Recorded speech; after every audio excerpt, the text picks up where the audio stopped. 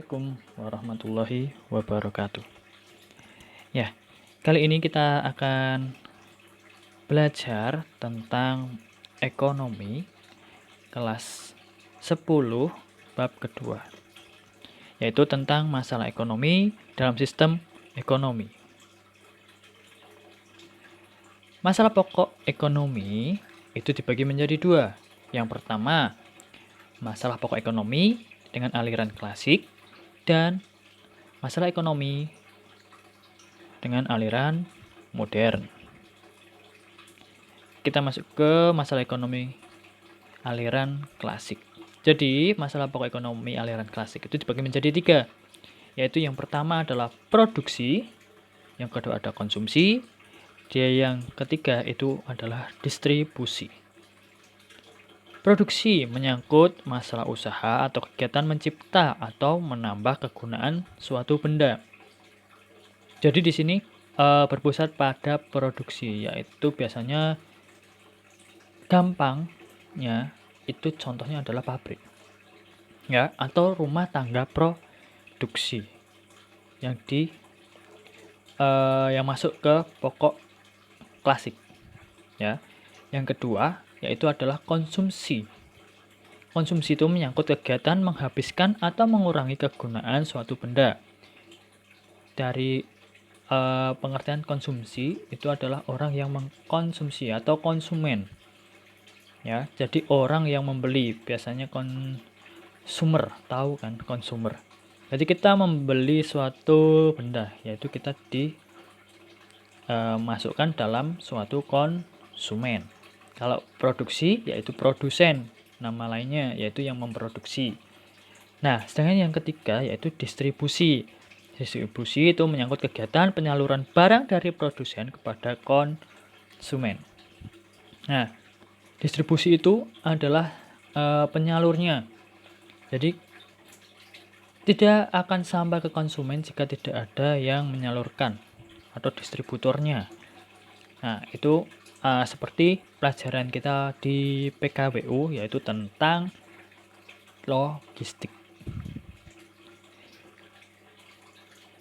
Yang kedua, kita masuk ke masalah pokok ekonomi aliran modern. Nah, di aliran modern itu juga dibagi menjadi tiga. Yang pertama itu apa, what. Yang kedua ada bagaimana, how. Dan yang terakhir untuk siapa, for whom. Nah, di sini kita masuk yang pertama yaitu what atau apa. Nah, apa di sini yaitu pertanyaan yang mewakili beberapa pertanyaan-pertanyaan yang dibutuhkan memenuhi kebutuhan seperti komoditas apa yang harus diproduksi dan berapa banyak komoditas tersebut diproduksi. Masalah pokoknya adalah jenis dan jumlah produk yang harus dihasilkan. Seperti kita akan berwirausaha, ya, seperti tugas kalian yaitu kalian punya ide apa, ya, barangnya seperti apa, terus tujuan pasarnya siapa, ya kan, tujuan pasarnya siapa. Contohnya paling gampang, kemarin ada yang bikin sebuah donat mie. Contohnya ada donat mie, terus tujuannya itu bisa anak-anak SD, bisa juga halayak muda. Terus juga kita bisa cari contoh yang lainnya. Yang dibutuhkan masyarakat saat ini apa? Ya, biasanya kalau tujuan pasar kita anak-anak muda itu sekarang yang tenar adalah kopi. Banyak sekali yang membuka lapak kopi. Contohnya seperti itu. Yang kedua, kita masuk yang kedua. How atau bagaimana? Bagaimana komoditas tersebut diproduksi menjadi salah berikut yang harus dipertimbangkan. Dalam hal ini harus mempertimbangkan pelaku, faktor-faktor produksi, dan teknik apa yang digunakan. Bagaimana kita memproduksinya?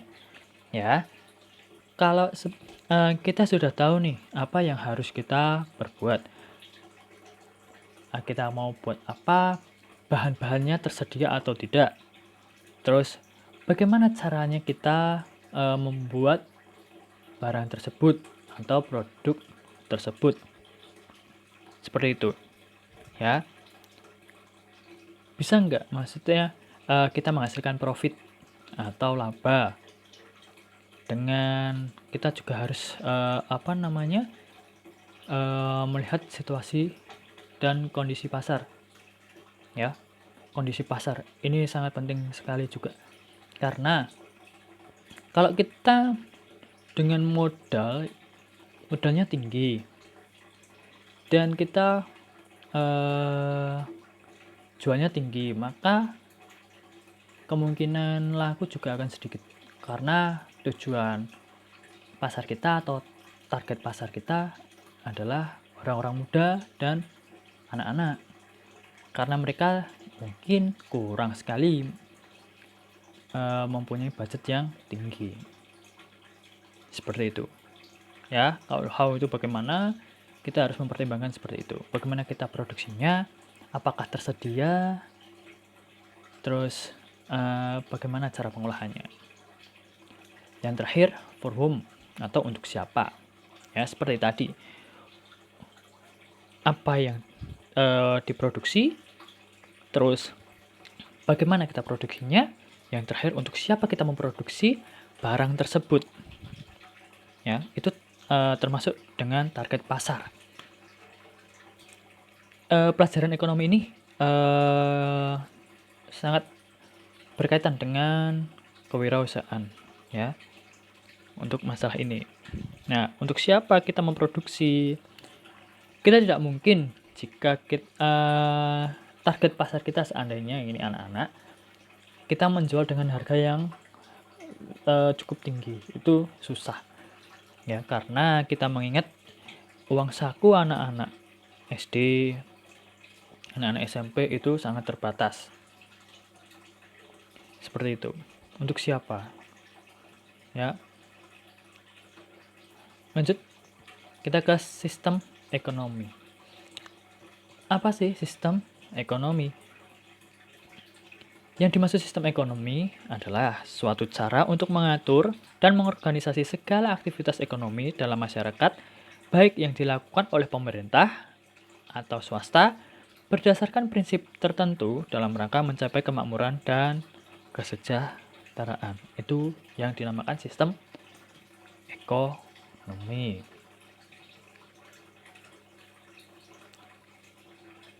Nah, di dalam sistem ekonomi ini dibagi menjadi 4.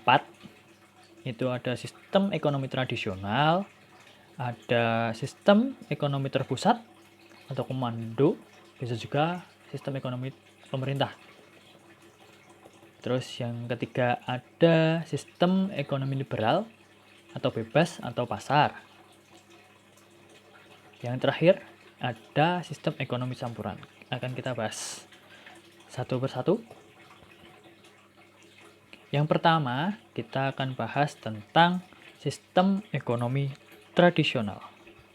Nah, di sini ada 3, yaitu ciri-cirinya dari sistem ekonomi tradisional, ada kebaikannya atau keuntungannya, dan juga ada keburukannya atau kelemahannya.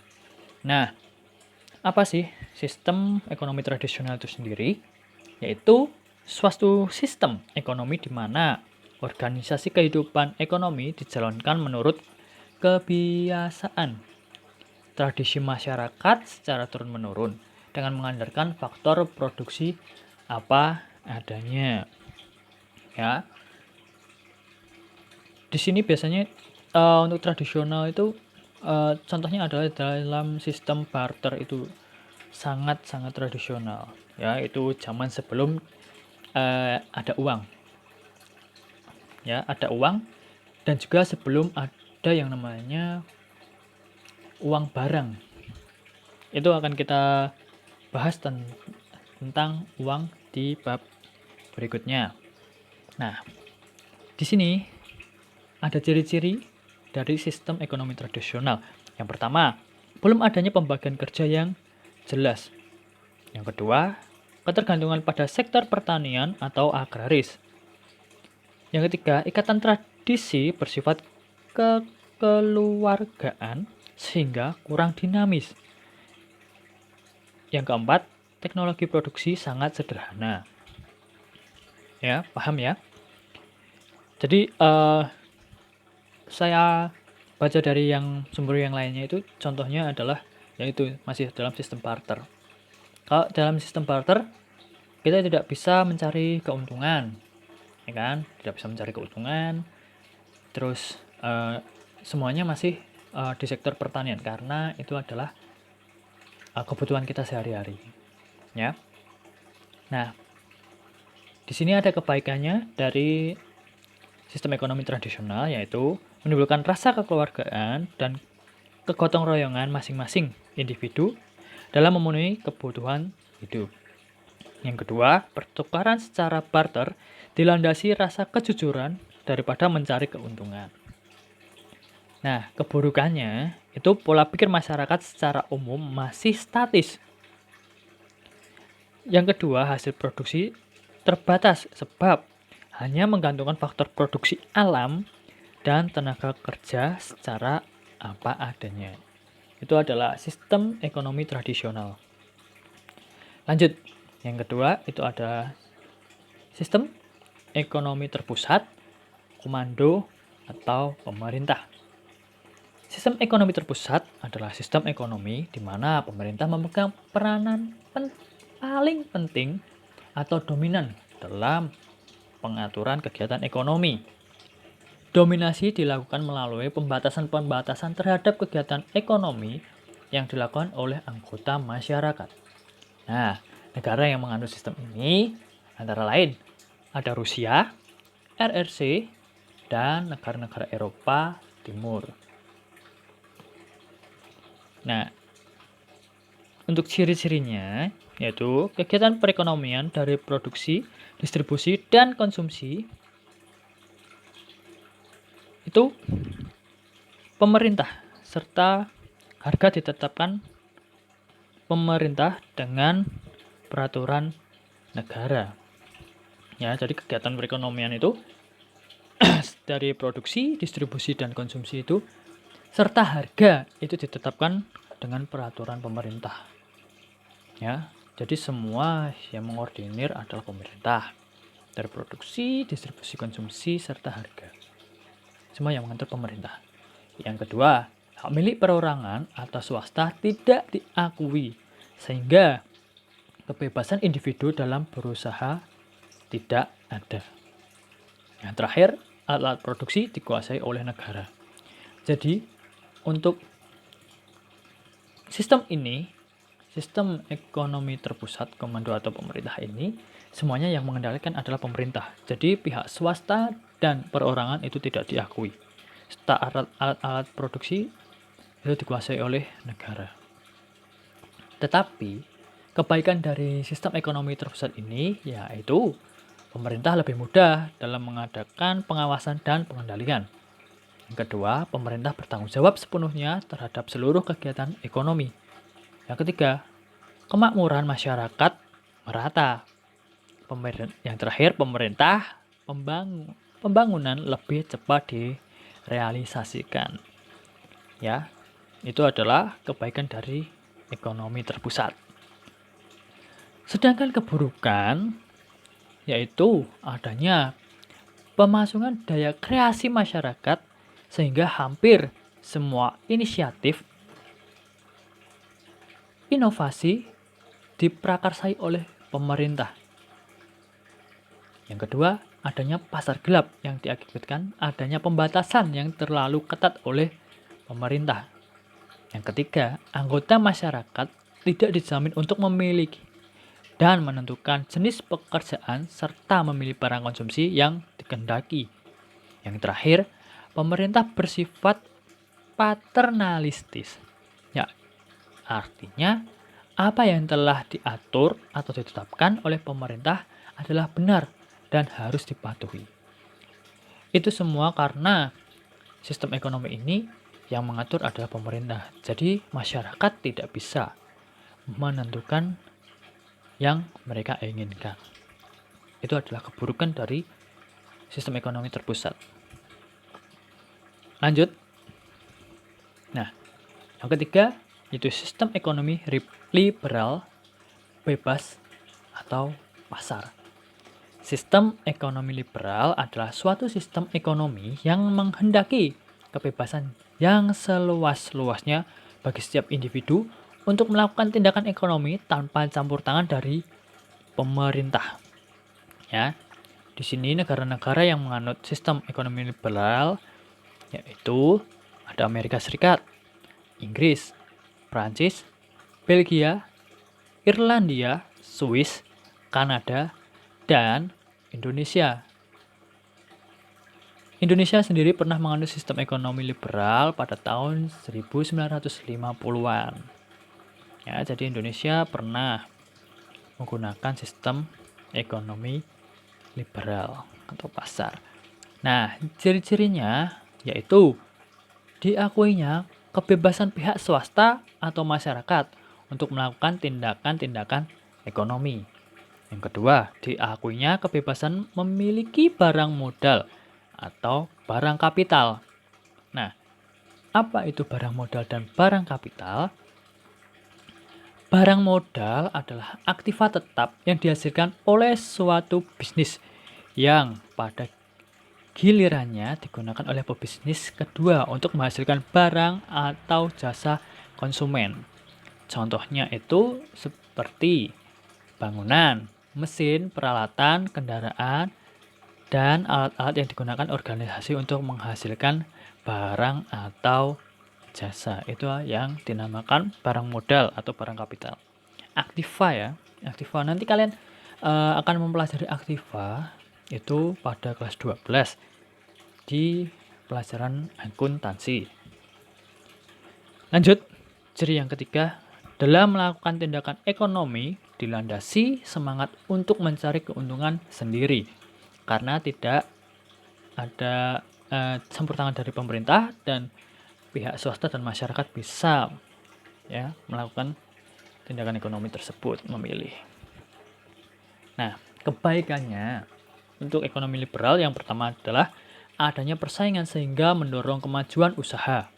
Yang kedua, campur tangan pemerintah dalam bidang ekonomi kecil sehingga mendorong kesempatan bagi lebih luas bagi pihak swasta. Yang ketiga, produksi didasarkan pada permintaan pasar atau kebutuhan masyarakat. Yang terakhir, pengakuan hak milik oleh negara mendorong semangat usaha masyarakat. Itu adalah kebaikan dari sistem ekonomi liberal. Nah, keburukannya untuk sistem ini yaitu adanya praktik persaingan yang tidak sehat, yaitu menindas pihak lemah. Persaingan tidak sehat dapat menimbulkan monopoli yang merugikan masyarakat. Yang ketiga, timbulnya praktik yang tidak jujur yang didasari mengejar keuntungan yang sebesar-besarnya sehingga kepentingan umum dikesampingkan. Itu adalah keburukannya. Lanjut ke sistem ekonomi campuran. Ini adalah sistem ekonomi yang terakhir. Nah, sistem ekonomi campuran yaitu sistem ekonomi di mana di suatu sisi pemerintah memberikan kebebasan kepada masyarakat untuk berusaha dalam melakukan kegiatan ekonomi. Tetapi di sisi lain pemerintah ikut campur tangan dalam perekonomian yang bertujuan menghindari penguasaan secara penuh dari segi golongan masyarakat terhadap sumber daya ekonomi. Sedangkan ciri-cirinya ekonomi campuran yaitu adanya pembatasan pihak swasta oleh negara pada bidang-bidang yang menguasai hajat hidup orang banyak dikuasai oleh negara. Yang kedua, mekanisme kegiatan ekonomi yang terjadi di pasar adalah campur tangan pemerintah dengan berbagi kebijakan ekonomi. Yang ketiga, hak milik perorangan diakui tetapi penggunaannya tidak boleh merugikan kepentingan umum. Itu adalah ciri-ciri dari ekonomi campuran. Nah, untuk kebaikannya Yang pertama, sektor ekonomi yang dikuasai oleh pemerintah lebih bertujuan untuk kepentingan masyarakat. Yang kedua, hak individu atau swasta diakui dengan jelas. Yang ketiga, harga lebih mudah untuk dikendalikan. Sedangkan keburukan dari sistem ekonomi campuran, yaitu peranan pemerintah lebih berat dibanding dengan swasta. Yang kedua, timbulnya KKN, yaitu korupsi, kolusi, dan nepotisme dalam pemerintah karena banyak sektor-sektor produksi yang lebih menguntungkan pihak pemerintah sedangkan sedikit sekali pengawasannya.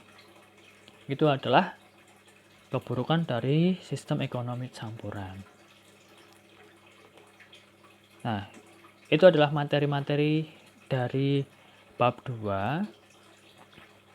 Silakan dipelajari lagi. Jika kalian punya referensi yang lainnya, bisa kalian cari referensi yang lainnya di Google ya, atau juga bisa mencari referensi yang lain di YouTube yang lain ya. Semoga apa yang saya berikan ini bermanfaat bagi kalian dan menambah wawasan kalian. Semangat terus dalam belajar. Jangan lupa untuk tugas semuanya harus dikerjakan. Terima kasih. Semoga materi ini bermanfaat. Saya akhiri. Wassalamualaikum warahmatullahi wabarakatuh.